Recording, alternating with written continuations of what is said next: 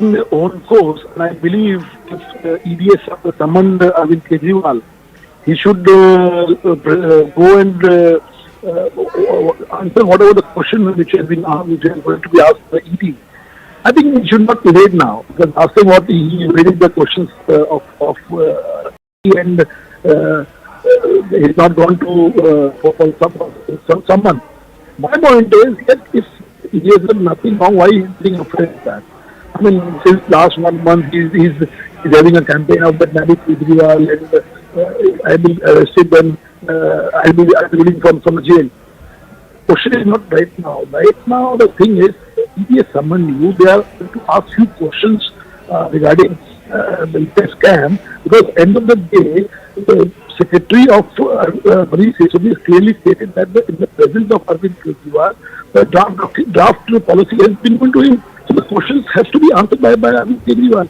If he has done nothing wrong, he should not be afraid of it. But yes, if he has done something wrong, he will take the own course and he will be behind the bar. But today, my suggestion from the BJP is don't evade this time and go and answer what the question asked by. Okay, Mr. Khurana, thank you for bringing us that context. We'll obviously look to hear from the Aam Aadmi Party too in this entire story, and possibly other I and DI alliance members of the party. For now, that's all that we have for you here on The Nation at 5. Thank you for staying with us through the show. Next, my colleague Shivani joins you with Plain Speak.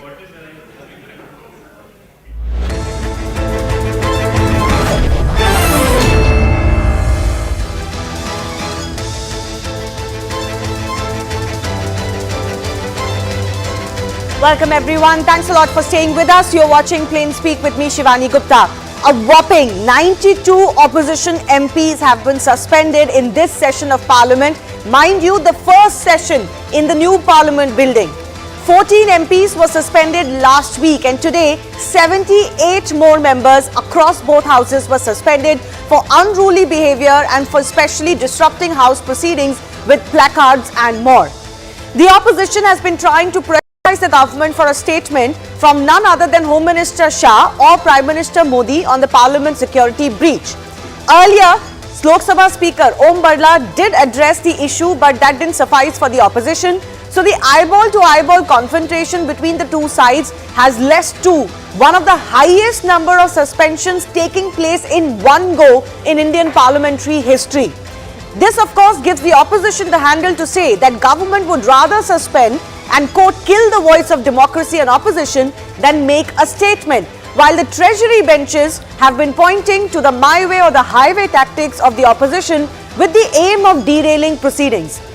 One thing is clear, there is a complete breakdown of any relationship between the opposition and the government, and possibly this will only get worse as we near 2024 elections. With that, there is also seemingly a complete breakdown of parliament proceedings. So is this by design? Or is this because of, quote, throttling of democracy? I'll take that question to our guests in just a bit. But first, a confirmation of what we have seen earlier today. A total of 92 MPs being suspended over the last few days. So 13 MPs had already been suspended as far as Parliament is concerned last week. So there's been more suspensions that have come in from there. But actually, if you look at the number, only one Rajya Sabha MP had been suspended, Derek O'Brien. While his suspension has been asked to be reversed, that hasn't happened. A total of 45 Rajya Sabha MPs have been suspended today.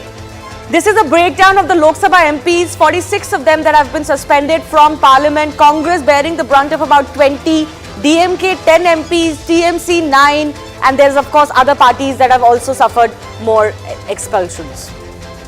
Let's take a look at what both sides are saying, what the opposition says versus what the government is saying. So opposition, of course, is saying that this is the Modi government attacking Parliament and democracy itself. Government say that the MPs have utterly disregarded the House and Lok Sabha Speaker.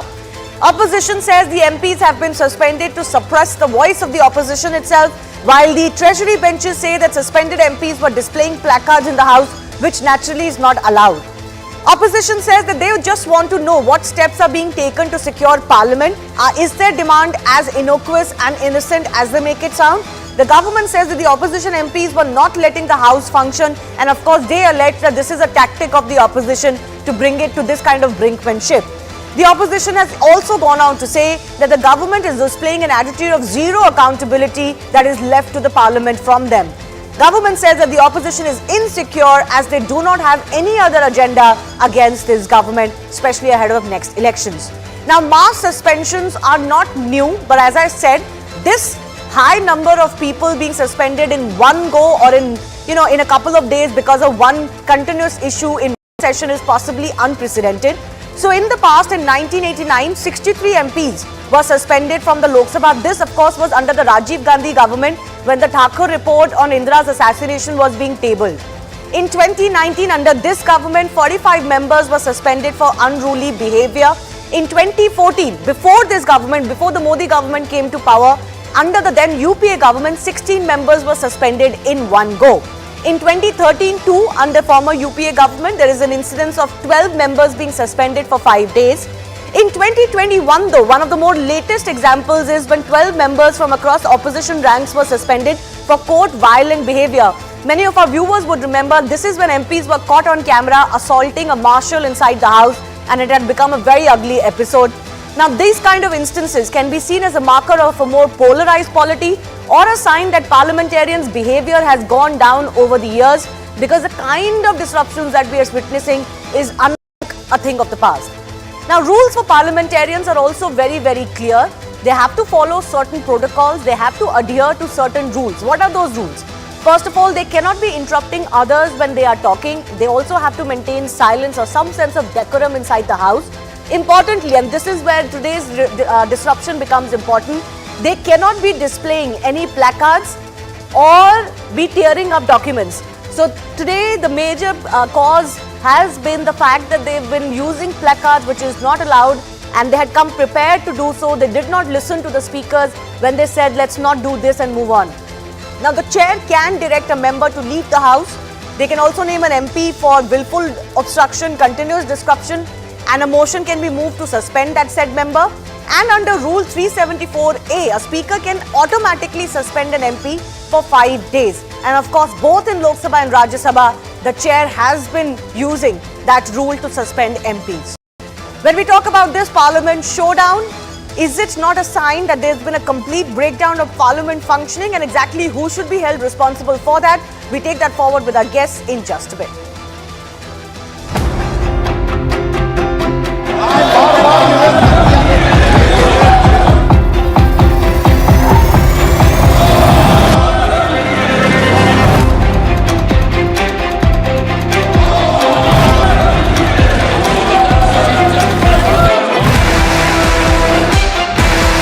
सारे नेता suspend, हाँ मैं भी suspend हो चुके हैं सुबह से, और कई दिनों से हमारा मांग बना, सीधे मांग कि एक तो ये कि हमारे जितने एमपीज को निलंबित किए गए हैं उनको बहाली हो, और सदन में आकर हमारे गृह मंत्री एक बयान दें. We were all protesting, and that's how we ended getting a suspension again. No voices heard, no discussion, and no action taken against them who are actually against the BJP MP. But who were protesting, we were all thrown out. Indiscipline नहीं करेंगे, well के अंदर नहीं जाएंगे. अगर protest करना है तो अपना अपना स्थानों में खड़ा होकर प्रोटेस्ट करेंगे. ऐसा सभी लोग सहमति हुआ है, सभी लोगों का निर्णय हुआ.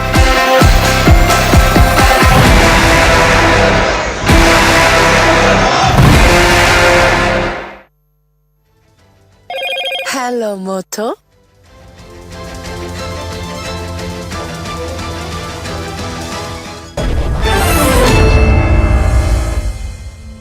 Let's go across to our guest joining us. Shazia Ilmi, this is the national spokesperson of the BJP. Sujata Paul is joining us from the Congress party. Riju Datta, spokesperson of the TMC, and also Professor Sangeet Ragi is a political analyst, leans towards the BJP, joining us on the show. I'll give the opportunity to our opposition members first to make their points on what we have witnessed today. Almost unprecedented. Sujata Paul, I'm coming to you first. How do you look at the suspensions today, and particularly the charge from the Treasury benches that this is something by design? The Congress and the opposition came prepared to create disruptions. You had planned a placard protest when you know that it is not allowed on the floor of the House, and yet you went further with it.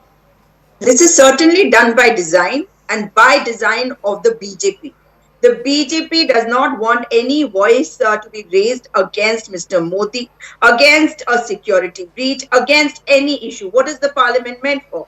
The parliament, as Baba Sahib Bhimrao Ambedkar had said, was meant for the opposition, because the party in power is running the government, and questions that need to be asked have to be done in parliament. However, the government does not want anybody to raise questions. They don't want to show any kind of accountability or responsibility, and this is not only showing a trust deficit, but I think this is a deliberate attempt polarize and show that we are on opposite sides, because never in the history of this country has this kind of suspension happened. In this particular session itself, if the number is reaching 90, what is it showing? That the government is incapable of running the house. The government I'll take that point forward with Shazia Ilmi. The government's responsibility is to run the house, bring on board the opposition members. Are they failing to do so? But before I do that, I want to quickly go across to Riju Datta as well. Riju Datta, we discussed this earlier as well. The problem is not the asking of the questions or the noting of the dissent.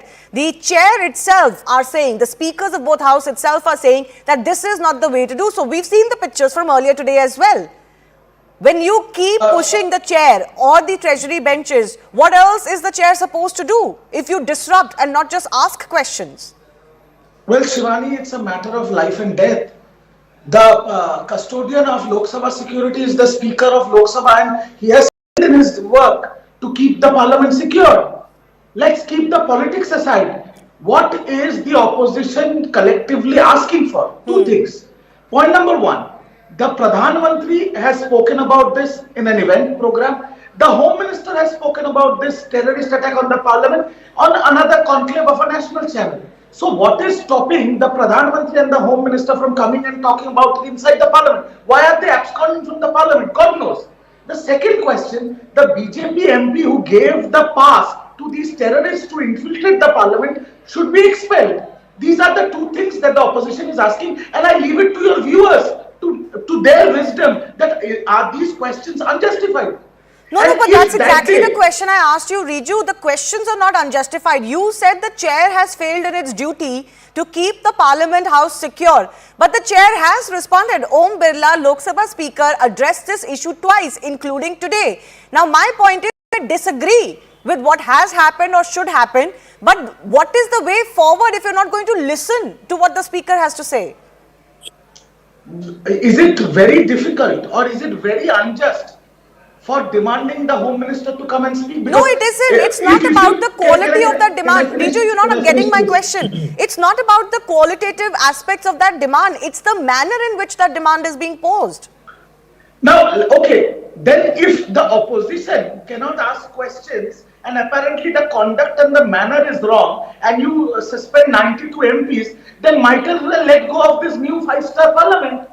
Make street corner meetings and but doesn't that condone the behavior even if it's against the rules of the House or by parliamentarians? I do not understand. Shivani, please, I don't want to get into politics. Keeping the politics aside. This is politics. What else is there? Once again, how will you keep the politics aside in this? The Home Minister and the Prime Minister, if you cannot keep 543 MPs that are responsible for 150 crore Indians safe, then how do you, as the ruling government, the Prime Minister or the Home Minister, have the moral right to say that the country is secure? No, Riju, so that's a political argument that you're making. You're well within your right to make. You're not answering the question I'm asking you, and people will ask, why take it up in the manner when the chair addressed this issue? The chair says in the past, we've had these instances, the Lok Sabha Secretariat takes it forward. You can still say this is not sufficient. But is it okay to disrupt proceedings? Before I bring in Shazia Ilmi to take on both the Congress and the BJP. Yes, Sujata Paul, you wanted to say something? 30 seconds. Yes. Are you trying to say that the government is going to decide how the protest is going to happen? Now, there are rules that we have been following. If we are asking questions, are those questions being answered? And when those questions are not being answered, what do you expect the parliamentarians to do? Because it is their security which was put at risk. inside the parliament, and this is the new parliament building which is supposed to be really secure. On the one hand, you impose UAPA on those culprits, and here you say that no, we are not answerable. It will be an inquiry which will be done, and the Prime Minister will give an interview to a newspaper. The Home Minister will go and talk about it at a TV channel show, and he will not come to the parliament. What kind of parliament are we running? Okay, you have compelled Shazia Ilmi, the opposition, to do this because for 4 days now, we haven't heard, you know, the Home Minister, who is of course the Home Minister of the country and should by extension, even if not directly responsible for Parliament security, should at least be making a statement. Now the opposition is saying that you're just not listening to them for 4-5 days since the breach happened. What is the big deal if the Home Minister was to make a statement? And the Home Minister will, with appropriate action plan, with actual facts, because the investigation is still on. But I think this has been pre-planned, and they need to bash the Modi government with something or the other. So I think they should be very happy that it's just gone as per their plan. It was their idea to keep making the demands, despite the interjection and pleas by the Speaker and other speakers of both the houses. They refused to stop the shouting. So if asking questions is part of the deal, is part of the mandate, but disrupting the house, misbehaving, jumping into the well, slogans shouting, is that part of the house rules? And you know, you go any house where you are, we're talking about the parliament, everybody knows what the rules are. So you constantly ask for it. You make sure you make the situation so bad so that the speaker has no choice but to ask you to go because you behave in an unruly manner.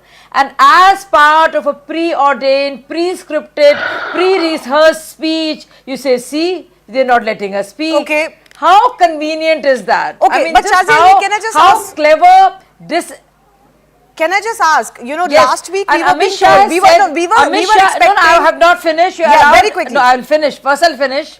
I'll just finish because I heard for a long time, right? There were two speakers who were, you know, up in arms, baying for the blood of my government and my people, my party.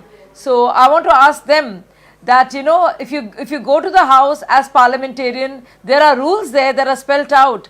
And the second point is, on the one hand, Ms. Sujata Paul says that imagine something so terrible has happened, and I agree, a major security lapse has elapsed. It's a major security lapse and nobody can run away. And then she's saying, imagine this government is charging them with UAPA.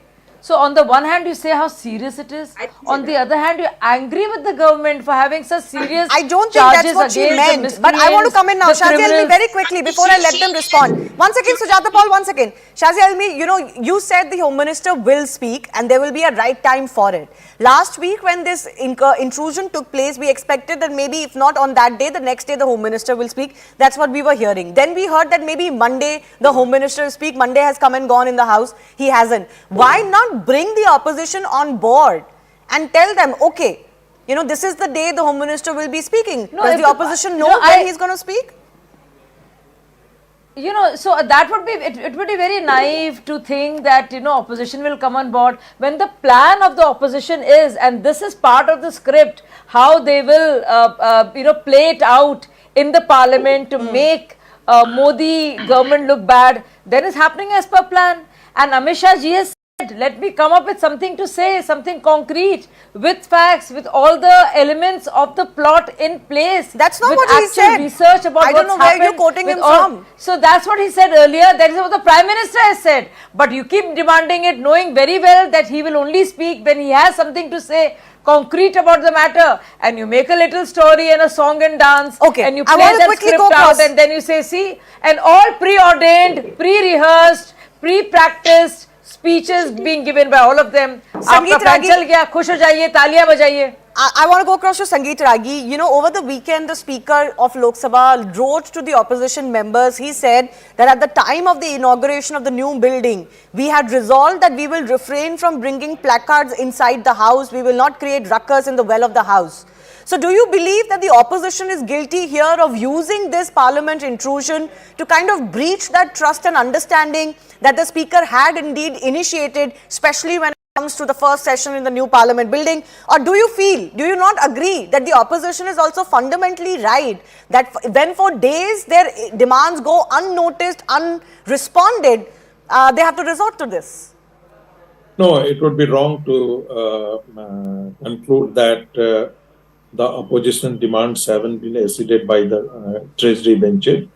Democracy is all about having a fruitful discussion within the parliament by the members who are accountable to the people, and they are there to make the government accountable to and responsible for anything that is happening in this country. But at the same time, democracy is not about lumpenization. The parliament cannot be allowed to be lumpenized by few people having the placards and going beyond the rules. Second point, therefore, if you are not allowing the chair, whether it was in Rajya Sabha or in the Lok Sabha, to conduct the house properly. You look at the business of the houses in the last, few sessions. You will be finding that most of the time the opposition has come out not to debate but to disrupt the parliament. That cannot be allowed to operate every time. This time also it was a very serious issue. The government was very ready to discuss it, but discussion on what? Only after the investigation is completed. Remember, Mohiya Maitra was suspended only after the investigation got concluded. Now you are saying the moment the news has come, you suspend the BJP member. Why he should be suspended? Number two, the point is that the government is not denying. In fact, the opposition is not wanting discussion to happen in the parliament. There is limits to everything. I think that the opposition has made it part of its political culture to disrupt the parliament or not allow the parliament to function at all. And this cannot be, they have, demeaned this temple of democracy. They have lowered the quality of discussion in the parliament. They are not well prepared at all. I take your point. I want to take that to Sujata Paul. In the past also, this is not happening as a one-off event. You look at the past 1 year or 2 years, Sujata Paul, the charge on the opposition that they face says that you come pre-prepared to not allow any business. When one minister speaks, you insist, no, we want a statement from somebody else. When the requisite minister speaks, you say, no, we will not listen, we want it only from the Prime Minister. So you have this my way or the highway attitude that we will ask for a statement from a designated person and only that person will respond. We will not listen to anybody else from the government, because there is a parliamentary affairs minister who has also addressed this issue. You seem to be talking about Mr. Modi, my way or the highway. My members are going to ask questions and my ministers are going to answer. If your opposition members are going to ask questions, we will not answer.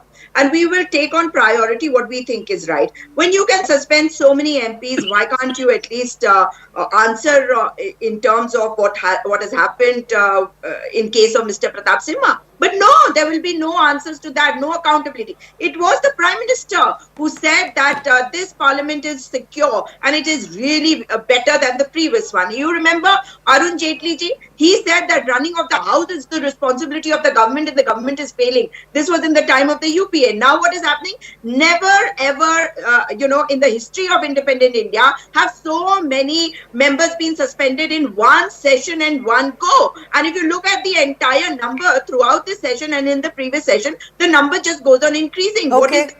But when Shazia Ilmi... Exactly my point. Exactly. When all the numbers, all the parliamentarians have decided to do this only because they can't fight the BJP politically, and you make a plan altogether and orchestrate this, then they will be suspended. What is so surprising about it? You should be happy. It's going as per your plan. All the opposition has planned it that we will keep insisting on an appearance of Amit Shah ji and an answer by him. And if he's saying, please wait, let me come up with a detailed answer, which is pertinent and relevant to the query that is being asked, which is of a very serious nature.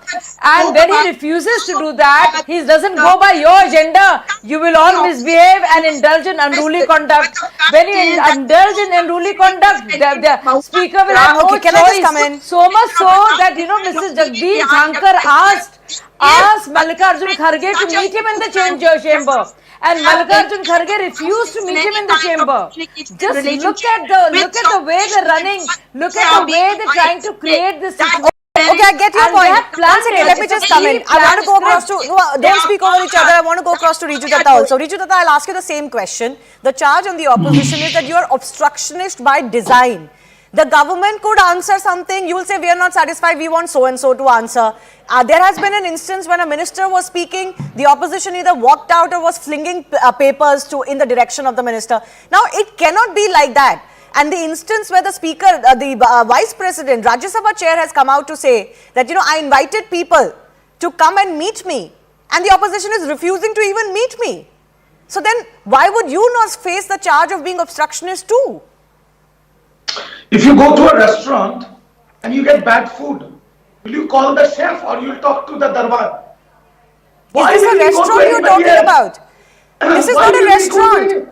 No, why will be I don't understand. If you have a set narrative and you want me to answer questions below to that narrative, I'm sorry, I'm not ready to do. You have to understand, on the same day that this terrorist attack happened, in the morning, the Prime Minister and the Home Minister, I'm not talking about Modi or Amit Shah, the Prime Minister and the Home Minister of India garlanded our martyrs. There was an oath-taking ceremony. If that wouldn't have been there, the Prime Minister and the Home Minister would have been in the Lok Sabha. Riju, you're emphasizing what transpired, and I don't think it's anybody's case to undermine what happened. But just harping about what has happened is not sufficient to explain the behavior of the MPs. I asked you a very direct question. You were saying if you go to a restaurant, you will complain to the manager and not so-and-so. But this is precisely the point. You cannot behave in Parliament like you're in a restaurant. So then the BJP also should secure the Parliament, unlike giving Modi ki Jumla guarantee, like Mr. Modi said, this is the safest place on earth. Again, by your answers, may I conclude that you are more interested in playing politics and bringing Mr. Modi's, guarantee than actually ensuring that the can function. But it is, I thought, the opposition's contention that we will not play politics on this. If people would have died inside the Parliament, otherwise CNN will not ask the hard questions. No, again and again you're saying so-and-so said this is the most secure Parliament. Again and again you're diverting from the question I'm asking. Just because somebody made that statement, Sangeet Ragi, does not mean the opposition is absolved of its duty of behavior. That's the point. Exactly, Shivani. The members of the opposition are not behaving as a member of the Parliament. If you behave like the a member BJPs are not behaving like human beings. BJP does not behave like human beings. Allow me to speak. If the members of the opposition are, conducting themselves as the member of unruly hero, then the chair has no option but to punish the way they have been punished. Because ultimately the Parliament has to transact its business. And if every day the opposition is coming with the placards... One second, both of you don't speak over him. He didn't speak over you. But Sangeet Ragi, here's the question about perception. Politics is also about perception. Doesn't it not send the absolutely wrong message from the Treasury benches to be suspending as many as 92 MPs within a couple of days just because they were asking for a statement on a Parliament breach? No, look at the pattern. If you look at the pattern, you will find that their whole intention is not to allow the Parliament to function. Now, what is the option before the headmaster? What is the option before the chair? The option before the chair is that, don't allow them to disrupt. The problem is the headmaster itself is compromised. That is the problem. They deserve to be suspended. They are not setting example for the nation. They are behaving like unruly. Good. Correct. Uncultured. Good. MPs should die because of a bomb blast or a Modi. Okay, I want to go across to Shazia Elmi. Shazia Elmi, there is a point where traditionally in India, the onus of being able to run the house is on the treasury benches, is on the government. Has your government not failed to bridge that divide? Because session after session, we are seeing this happening. Now to the extent that I think this is the largest ever suspension in numbers that have taken place in one session. Yes, if a large number of MPs from the opposition benches have decided as a part of a script that they will make demands that are not immediately possible or tenable, and that they will indulge in unruly conduct, and they will make sure they ask for it, then the House rules are such that they will be suspended. It is not a surprise, and I think they know it. See, this is exactly the same thing that happened in the last time around. Let me finish. See, remember what happened the last time around, the whole question on Manipur? But let me finish saying, I'm saying something. Let me finish saying. No, don't get hysterical. I would like to ask this Paul not to get hysterical. I would like to say something. Can I address the anchor? Can I finish saying what I'm saying? Somebody is constantly shrieking in my ear. 1 second. So I would like to say something. Can I finish saying what I'm saying? Ma'am, can I just get 20 seconds? Stop shrieking. Stop shrieking, ma'am. Stop. Okay, 1 second. You were talking about what happened in the last session. Can I just quickly, Shazia Elmi, I want to listen to what you're about to say on the issue of Manipur. Because there were questions that went on both sides on the issue of Manipur debate as well. I wanted to finish saying something. Please, I would like to ask the anchor to conduct this in a way where people get a chance, at least not to. I've given you more than enough time, Shazia. Behavior. School everybody. No, but I was talking. Unfortunately, this is not the Parliament, BJP. Once again, both of you, can you please not speak over the other people at the same time? Shazia, I'll give you 30 seconds. If you don't please want respond, me to speak, please finish. If you think it's all right when I'm speaking and somebody can shriek, it's fine. I will be quiet. I don't know why you invited me for this thing. If I don't even have the right to finish saying what I want to. Can you, Shazia, please speak. Please finish. Yeah, so I was making this point and somebody kept shrieking, and that's why I was saying, let me finish saying what I'm saying. The point I'm making is when this happened the last time around, when there was a demand that the Prime Minister only must speak, when Amit Shah was speaking. And because Amit Shah is in charge of Home Affairs, and that is the reason why I was speaking. Then what was the demand? PM should speak. Now Amit Shah ji is saying that I will speak, let me come back to you with all the details and let me give you an informed answer. After all, it was also the BJP MPs and the opposition MPs who were all there. There was a major security lapse that the Prime Minister himself has said. So now, but no, now he's not coming, so now let's do a tamasha. It's for the sake of a tamasha. Tamasha is being done as part of a plan. So if 93 or 100 or how many ever the number could be, if they all decide to do it, all of them will get suspended because they're working towards suspension. I have 30 seconds left. I'll give that to Riju Datta. You indulge in unruly conduct, you will be suspended. Riju Datta, I just want to ask you a simple question. For the benefit of the country, and since you believe this is such an important issue, wouldn't it also be on the opposition to meet the government halfway? At least discuss in a meeting. If the speaker is calling you, go meet with the speaker. You know, the Lok Sabha chair also mentioned that, see, whatever demands were made on the day of this parliament breach on December 13, whatever instantaneous suggestions were given from the opposition, all of those were incorporated. So it's not like you were not heard. So wouldn't also the onus also be on you to meet halfway at least, if not the whole way? Shivani, first of all, I will congratulate you that you are conducting yourself much better than the Lok Sabha speaker or the vice president of this country. Why I say this? Because when BJP was feeling exactly how the opposition feels inside the parliament, you did not lower or fader. So you have conducted yourself better than the Lok Sabha speaker. The bottom line is, now that half the opposition is already suspended, very casually the Home Minister will come and make a speech, a cowardice speech.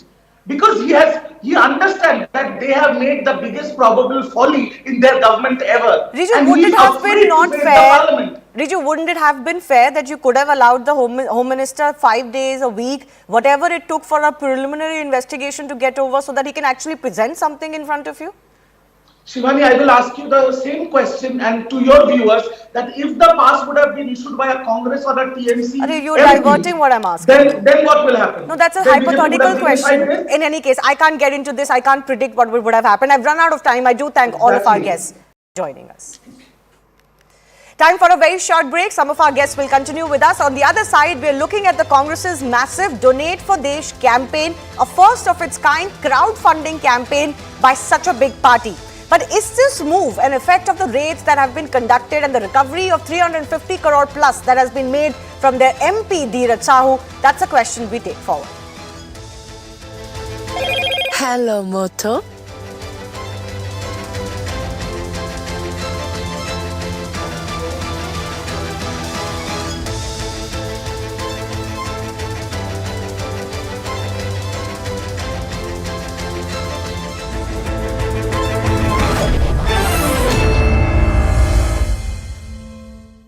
People are having what is typically a few days of severe body pain, tiredness, unable to go to work, a bit of headache, runny nose, sore throat. Not so much of cough, not so much of pneumonia. We're not really seeing pneumonia now, unlike during the Delta period in 2021, that was carnage. Now, over the last few days, the number of cases have gone up. But if you look at a situation on the ground in tertiary centers, people are coming in with fever and other symptoms like before, but the number of COVID patients is not overwhelming. But that being said, let me say this. The reported numbers always depend on testing, and specific forms of testing like RT-PCR and government facilities get reported. Antigen tests done at home are not tested, are not reported. Most people are not keen to test anymore. Doctors are not keen to test anymore because it may not make a difference in management and it only adds to the expense. So all of these things are factored. No, are you saying that this variant is evading the RT-PCR test? Can this be detected with the RT-PCR test itself? No. In fact, RT-PCR test will pick up the variant. It is not evading the RT-PCR. But the point is that if you look at people who are coming in with symptoms of COVID or symptoms like COVID or respiratory illness, we were not seeing COVID 2 months ago, but we are seeing COVID now. That's the point. The second point is you asked about evasion. Yes, JN.1 is profoundly immune evasive, which basically means that it will escape. It will jump over the fence. If your fence is what you built with your vaccination and having survived natural infection, 1 or 2 or even 3 bouts of COVID, this variant leaps over it like it never existed. So that is really what we're seeing. So just because you've had vaccination or boosting or whether you've been past infected, please don't think that it will not come to you. It could come to you quite easily. And how does it come to you? It comes to you through social gatherings, indoor crowded settings, when we mingle with people who have fever and symptoms such as this. Yes, that is typically how it spreads. And people in the old group must be a little careful because they may end up in the hospital because they have conditions that may destabilize.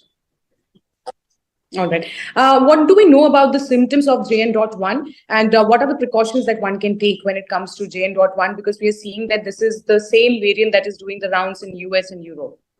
Yes, all around the world, JN.1 is the fastest growing variant, which means it was able to outnumber and outcompete its other cousins, if you will. Say XBB was dominating India and the rest of the world until sometime in August. And until then, XBB started weakening, and then JN.1 is increasing now.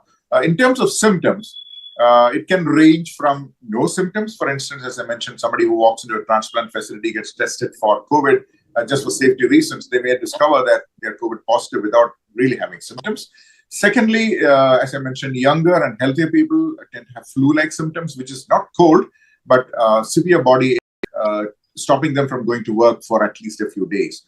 And the third category are people with other disease conditions who that tend to worsen, requiring some hospital care. And the fourth category really is people who desaturate, which basically means the oxygen levels drop. They end up in the ICU, requiring oxygen and so on. But that's a tiny minority so far. So we have to wait and see how the season pans out. It's early days now. December is coming. We are halfway through December. Holiday season is kicking in. A lot of people are visiting family from abroad and from other parts of the country. And this is a season where people travel all around the world. So in the statement, the Health Ministry and the Kerala Health Department basically said that the 70-year-old woman from Trivandrum who has been detected with this variant has in fact recovered since then. So can we say that this is a mild variant and we can't, there is no adverse effect to this variant? Yeah, that's been the story of COVID from the beginning. In fact, if you take even the most lethal variants like Delta or the first version, when we had no immunity, the number of people who died was relatively small compared to the number of people infected. In other words, a massive number of people were infected, and that is really what translated to a large number of deaths. So, point I'm making is, we take 100 people who get COVID, only 1 or 2 will have very, very severe disease. So, likewise, as of now, when Omicron has since Omicron has come late 2021, JN.1 also is a version of Omicron. So it's a different version of Omicron, vastly different version. The symptoms are pretty much the same. The 99 out of 100 really did not really require hospital care. And a small percentage actually requires it. But the problem with this enormous numbers of people are infected. Yes, that translates to larger numbers trickling into hospital. And that's the point here about being a little careful. So if you're having a fever, stay home, don't mingle, and unless absolutely necessary, don't go to hospital. Especially social visits to hospital are a part of culture in India. No, hospitals are not places for social visits. You could make your social visit by a phone call or a video call. Please don't go to hospitals just for social visits. Go only if absolutely necessary. And if you go, wear a mask. My one last question, that is, we are seeing for past 2-3 years, we are seeing multiple variants, sub-variants of COVID-19. Will this keep continuing? And are our vaccines, stable enough to fight these variants? Do you think there is a need for a booster dose for the population, like a 4th or 3rd booster dose? I understand. Now, COVID is yet another cyclical disease.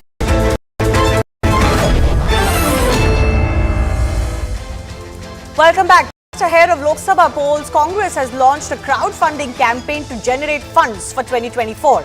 All state Congress chiefs have been asked to spread awareness about the campaign. The drive will be primarily online till the party's foundation day on December 28, following which Congress volunteers will go door to door for contributions of at least 138 rupees.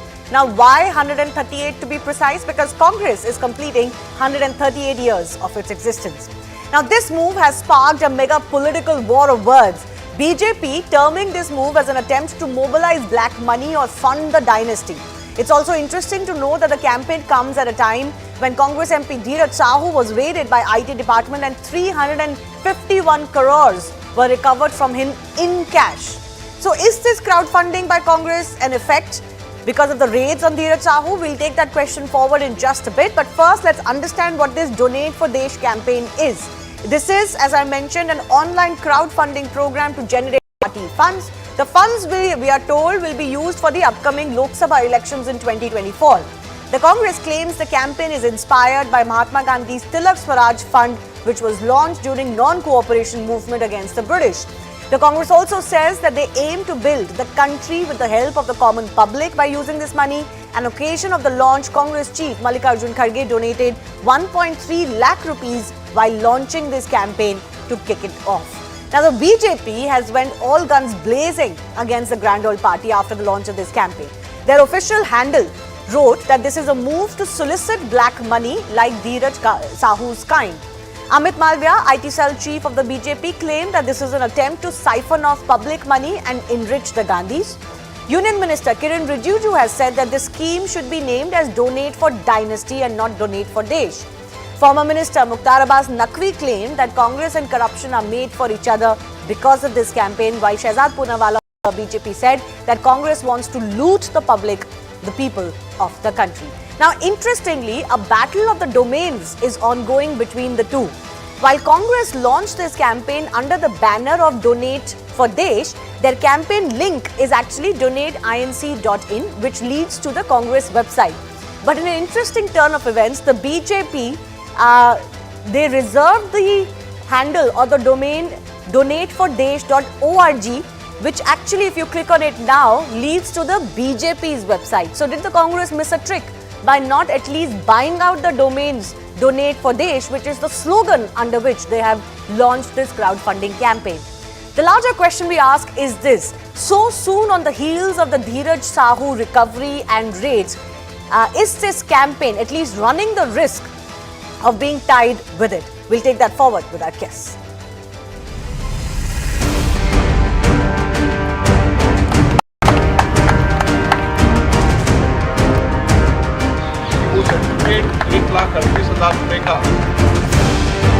पहली बार है कि Congress party में लोगों से यानी आम जनता से मदद लेकर देश को बनाने के लिए ये किया है।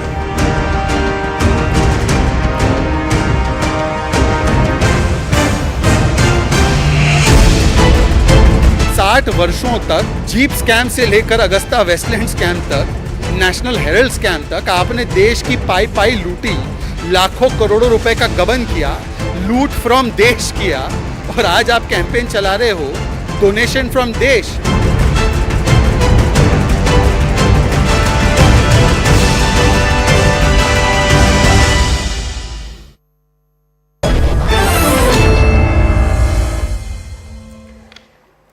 Shazia Elmi of the BJP and Sujata Paul of the Congress Party continue to be with us. Sujata Paul, coming to you first up, look at the sequence of events. 350 crore rupees get, recovered by the IT by one of your MPs, which is one of the largest recovery in cash that the IT agency has ever made in independent history. And suddenly the Congress is launches a fund or a drive to generate funds. Naturally, people will say your money got caught with Adhir Sahu, that's why you need this fund. Naturally, we have to talk about crooks, because crooks are the ones who will buy domain names so that somebody else's money goes into their account. Point number one. And point number two, when you talk about Adhir Sahu, demonetization has truly failed. And point number three, Prime Minister Narendra Modi, when he was trying to come into power, what was he doing? What was his party doing? Let me show you. There was a hashtag Modi for PM fund, which was launched. And can I please show you these pictures now? These are pictures that the entire country must see. Not just this. Can you see this? Can you see further? Can you see this? So here we have the Prime Minister's face when he was still not the Prime Minister asking for funds. Okay. And here, let me show you this. They even went to the streets, onto the streets with begging bowls for money. And here you can see one of their leaders. However, not just them. Just look at this was in 2010. And here you had pictures of Mr. Nitin Gadkari, Mr. Advani and Mr. Atal Bihari Vajpayee for their election campaign. So, when you talk about this, and this is not all, what is this happening on their website, please? I would like to know. Because here, if I click on their website, they ask me if I can donate to their party. No, so I think you're misunderstanding my question. The question is not against the drive. All parties take donations from the public. That's not a new concept. I asked you about the timing of it. Your 350 crore cash gets recovered by IT department. Adhir Sahu yet to explain all of that cash, and suddenly in less than a week's time the Congress launches a crowdfunding campaign. Come on. No, don't change your goalpost, Shivani. No, this is the only question I wanted to ask you.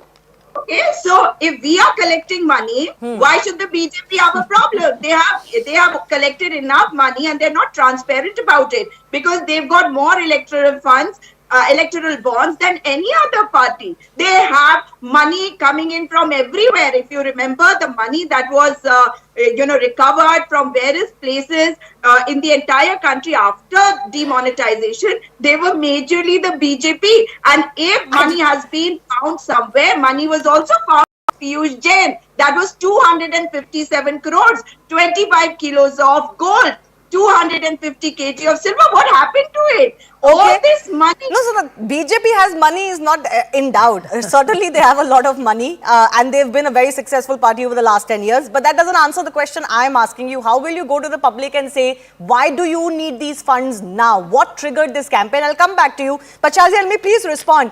Why these unnecessary barbs on the Congress's crowdfunding campaign by the BJP? As Sujata Paul has illustrated, you've been asking for donations for all time as well. So basically Congress, we all know, means corruption. गलती से नाम कांग्रेस है, लेकिन नाम होना चाहिए corruption party. the Indian Corruption Party. Congress also means Kali Kamai, which is all for everybody to see. Do you know, I mean, this is just the tip of the iceberg. I was just reading and I've worked on it. I was a part of the anti-corruption movement of India. You know, 4.8 lakh crore scams in 70 years. Imagine 4.8 lakh crores. Just look at the number. I was looking at the number and I couldn't figure out how to say it. So whether it's Augusta Westland or Scorpion or Cooperation Scam or 2G or Commonwealth or the Scorpion deal, I mean, they specialize in corruption. And now instead of answering, look at the brazenness of them. They are asking for money from the people after having looted all the 5 elements from air, water, zameen, ground, everything that you can see or conceive, right, from air spectrum to coals to what is in the underground as well. After having stolen it all, now using liquor again and getting this kind of money. So I'm amused at the answer given by Ms. Paul, who talks about electoral bonds, which actually have a digital print, footprint, and which are forensically detected, and which go through the money, the banking system. Comparing that with 350 plus crores of cash in almirahs, stashes and stashes, unaccounted for in the MP house.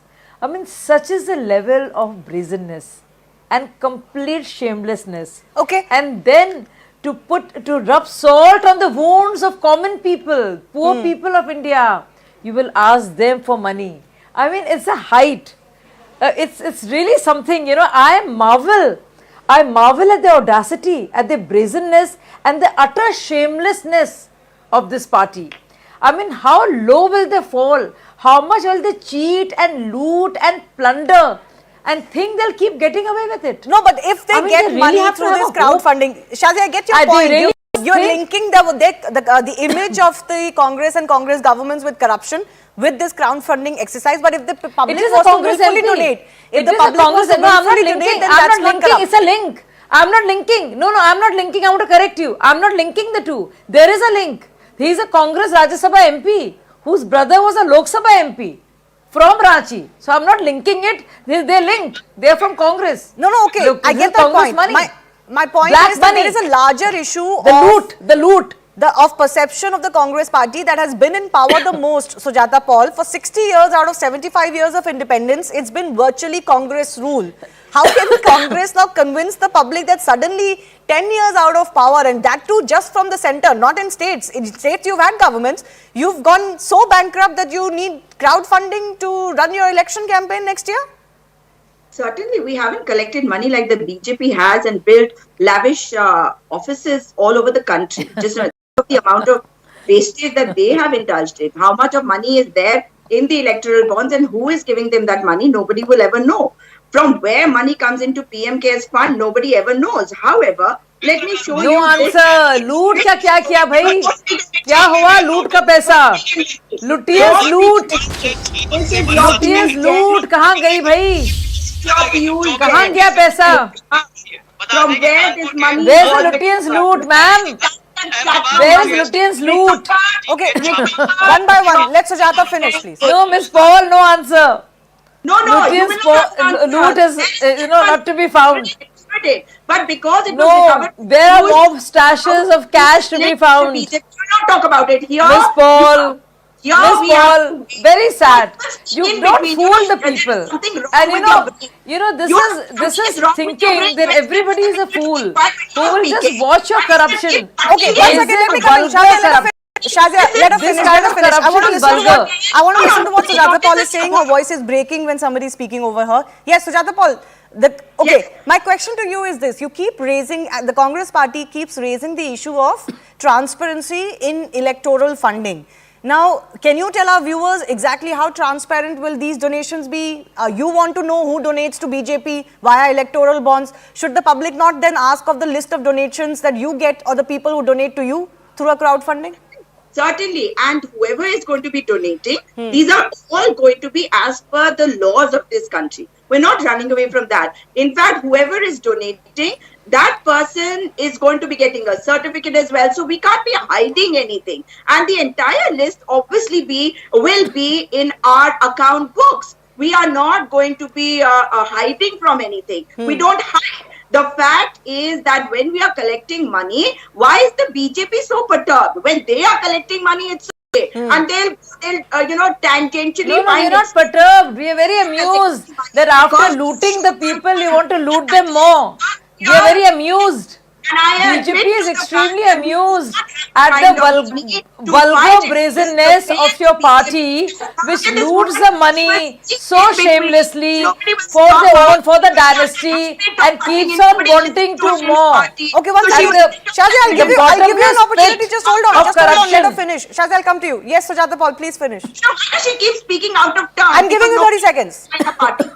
So the fact is that when you're talking about the money which has been recovered from someone, that should also be in the public domain. As far as the Congress party is concerned, Shivani, when you are giving certificates to people, people are going to, if they give large amounts of money, obviously they are going to be asking for some benefits also. So we are going to look into all that. But the point is that why should that be a problem? Of course we don't have money. Of course we are short on money. We haven't been collecting money for ourselves. We haven't been collecting money the way the BJP has managed to collect after coming into power, after bringing in electoral funds and making them so... No, I want to take exactly that point to Shazia Almi. You know, the Congress also is driving a message here. It's, I think, 6 times over. Shazia, one second.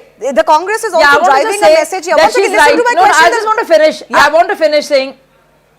Go ahead, go ahead. No, I want to comment on what she said. She said it's all in the public domain, Shivani. Yes, it is in the public domain. It is indelibly printed. The memory, the visual memory of these stashes and mountains of cash stashes in the almiras, in the entire room is indelibly printed. It's totally in the public domain. Will remain so, just like the memory of all the scams that Congress party has indulged in, and being the Gangotri of corruption. 2024 on a completely different wicket.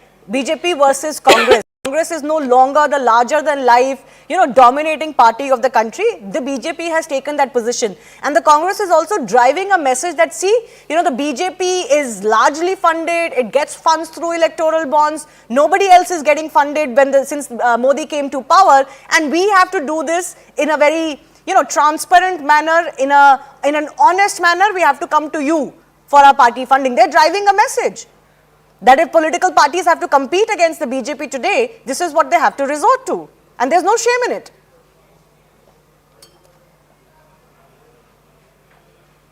Yeah, but asking people for donations when you've been such a corrupt party, when you have been asking for donations for dynasty for years, when you have looted all, and which is when you're known for zero governance, maximum corruption, and also going to the people and asking for money, what kind of a sham is it? And imagine this one donation on one side and Dheeraj Sahu's ill-begotten loot on the other. Who will believe you? Who will believe you? My dear friend, who will believe you? Look at the two pictures. You begging for arms and cash on the one hand, and then Dheeraj Sahu's 350 crore plus. I mean, who will believe you? Tell me. You want 100 rupees, 100 rupees, 1,000 rupees. Shazia, we finish for 30 seconds. Come on. I don't want you two speaking over each other. Then neither of you will be audible. Sujata Paul, please hold your horses for 30 seconds. Shazia, please finish. I have limited time. I'm running out of time. Shazia. I'm saying my simple point is, which is exactly the topic of the discussion, that on one hand, Congress is saying, oh, donate for the country.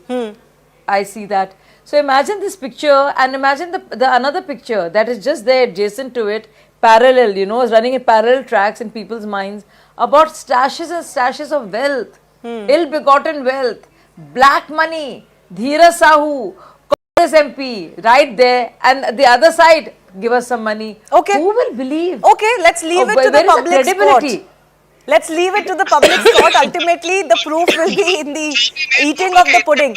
We've run out of time. I do thank both Shazia Ilmi and Sujata Paul for joining us. How successful can this campaign be? That will be a marker of how many people trust the Congress party with those funds. Have to leave it at that. Thank you.